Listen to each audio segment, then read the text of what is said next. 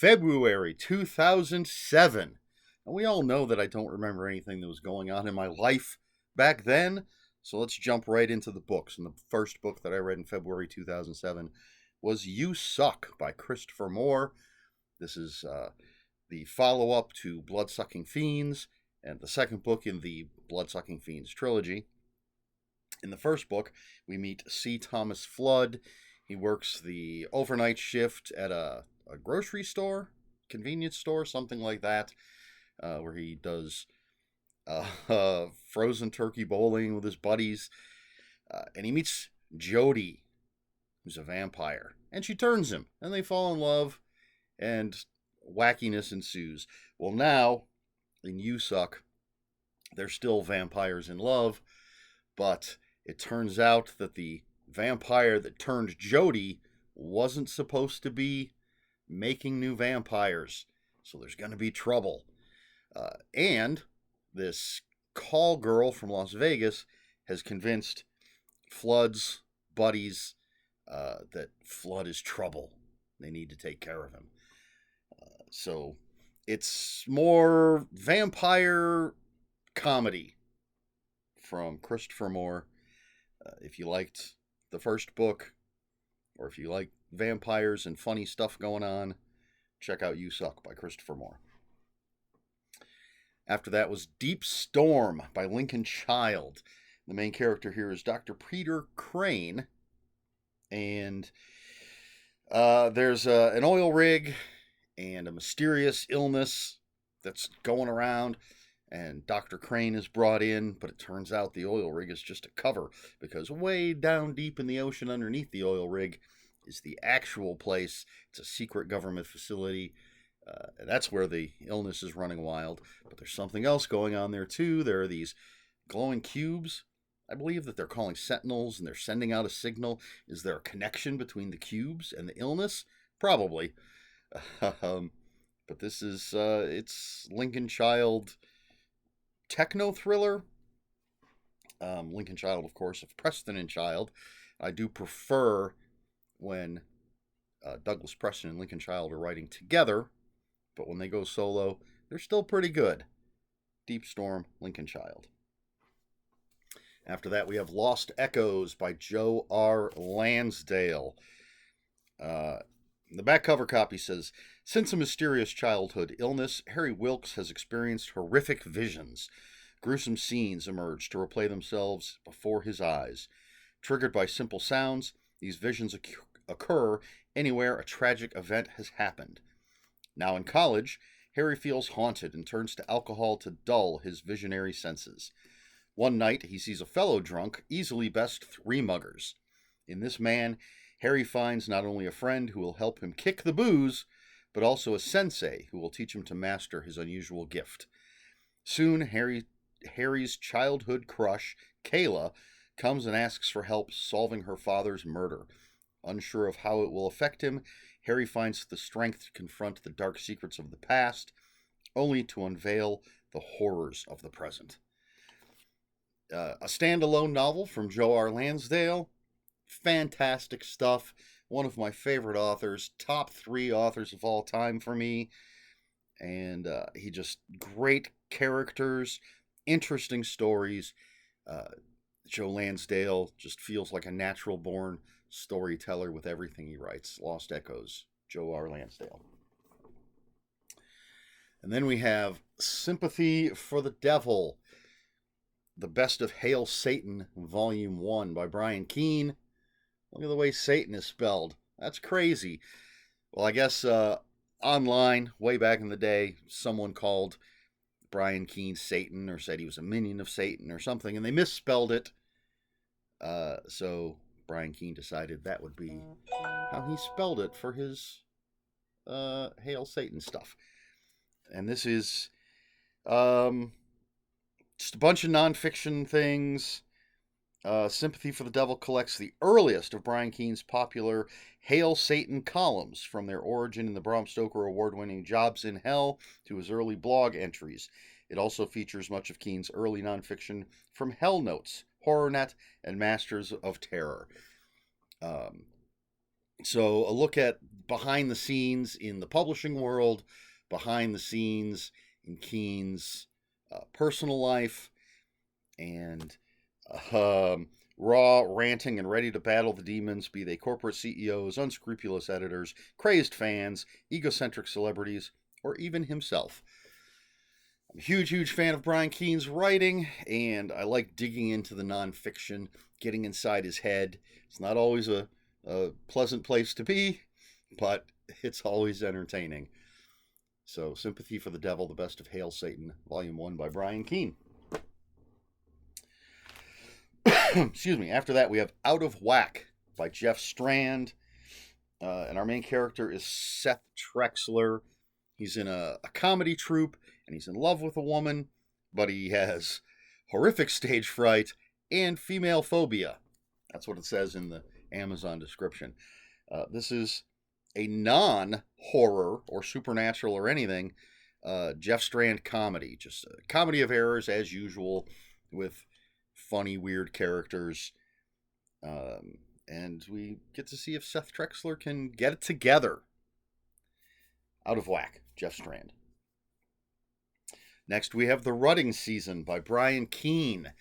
I'm not exactly sure why I don't have a copy of this. I think because Dark Hollow from Leisure is the same book.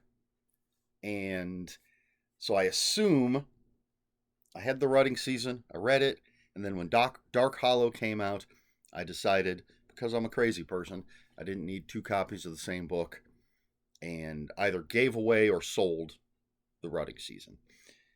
But I did read it. I also read Dark Hollow. That'll come up in a few videos. But our main character is Adam Senft. I don't know how to say his name. Senft. He's an up-and-coming writer. One day he and his dog go across the street into the woods and discover something horrific that's going to cause terror. This takes place in Lahorn Hollow, which is the setting in a bunch of Brian Keene stories. Adam Senft is going to appear again. And I do know there is a very personal element in this story. I'm 99% sure, based on reading some of Brian Keene's nonfiction, I believe in a different volume of The Best of Hail Satan, there was something that happened to up-and-coming writer Brian Keene, something that happened in his life that happens to up-and-coming writer Adam Senft, or however you say it. But anyway, it's a really great book, and I kind of wish I still had a copy. I checked like 3 times, went through all my Brian Keene stuff to see if it was hiding somewhere, but no, it's not there. But The Rutting Season, Brian Keene. I'll talk about it again when it's Dark Hollow. Then we have The Cellar by Richard Lehman. Richard Lehman's debut novel. I forgot to check. I might have a copy of this now. I didn't for a long time, but I found some old and European, I think, copies of some Richard Lehman stuff at Half Price Books, and I picked them up. And now that I think about it, The Cellar might have been one of them. Not 100% sure. But anyway, this is the first Beast House book. Beast House is sort of is it a haunted attraction? But there's a murderous beast that comes out at night. And we have Donna and her daughter Sandy, and they're on the run from Donna's abusive ex-husband. And their car breaks down right around the Beast House. And they're going to run into a couple of other people, one of whom survived the Beast House, and the other is a mercenary that survivor hired to kill the beast that's in the Beast House. But there's going to be lots of horrific things going on. As I said, Richard Lehman's debut novel, the first in a series. I think there's 4 Beast House books. And I've enjoyed them all. We'll get to them eventually. But The Cellar by Richard Lehman. The penultimate book that I read in February 2007 is The Attraction by Douglas Clegg. And this has, it's 5 college students. They're on a road trip, and there's actually a couple other college students that are sort of following them. Like one of that pair of college students thinks that one of the young ladies in that group of 5 is his girlfriend, even though she doesn't like him. So they're following. But the 5 college students, their car breaks down.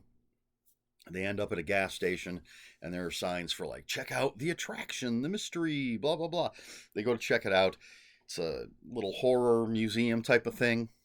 And think like House of a Thousand Corpses, only not as Rob Zombie-ish. But at the end of the attraction, there's this display case with a mummified something.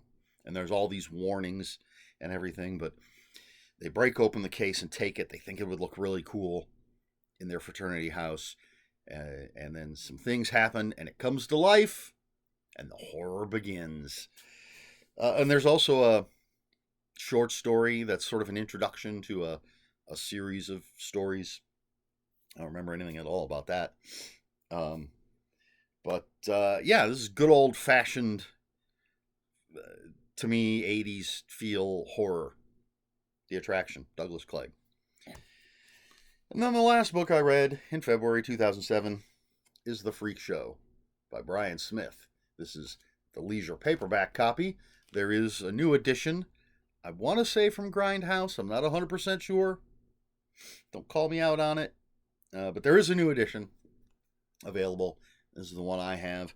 This is, I've always said this is my favorite Brian Smith book. I want to reread this. But back cover copy. Let's go with that. The Flaherty Brothers Traveling Carnival and Freak Show has rolled into Pleasant Hills, Tennessee, and the quiet little town will never be the same. In fact, much of the town won't survive. At first glance, the Freak Show looks like so many others. Lurid, run down, decrepit. But this Freak Show is definitely one of a kind. The townspeople can't resist the lure of the tawdry spectacle, though it isn't mere morbid curiosity that draws them into the Freak Show's inescapable web. What waits for them behind this curtain are hardly the usual performances and tricks. The main attractions are living nightmares. The acts center on torture and slaughter, and the stars of the show are the unsuspecting customers themselves. This reminded me, in a very good way, of Killer Clowns from Outer Space. Although it's not just clowns here, it's freaks. Hate to use that term, but it's called The Freak Show. And if I remember correctly, the horror, the terror, the horrible things going on isn't just in the Freak Show itself. It spreads into the whole town. I seem to recall people answering their doors to horrifying things. There's a sequel, Suburban Gothic 2, by Brian Keene and Brian Smith, which brings together, it's called Suburban Gothic, right? And The Freak Show, characters from both books together. And I actually just saw on Facebook today that Brian Smith is writing Freak Show 2. I think he's posting it all on his Patreon. I'm hoping that it's not just Patreon exclusive, and eventually, like when he's done, he'll do that Brian Keene thing where he posts as he's writing, but then when he's done, he'll sort of flesh it out, do the edit and everything, and it'll come out in a physical copy. But The Freak Show by Brian Smith. Really, really, really love this book. And that's it. That's everything that I read in February 2007. Excuse me. I actually thought ahead and really couldn't come up with a question for this month. So say whatever you want down in the comments. Just talk about anything you want. Talk about any of those books you've read. Ask me questions. It's a free-for-all. It's free-for-all February. And if you have any comments, well, questions or corrections, please put those in the comments below. Comments are open for spoilers. Just post a spoiler warning. We try to be polite here on my channel. Please like, share, and subscribe, all the usual YouTube stuff. And if you'd care to follow me on other social media, I'll have links for my Instagram and Bluesky in the description below. And that's all I have for you this week. So until next week, read more books.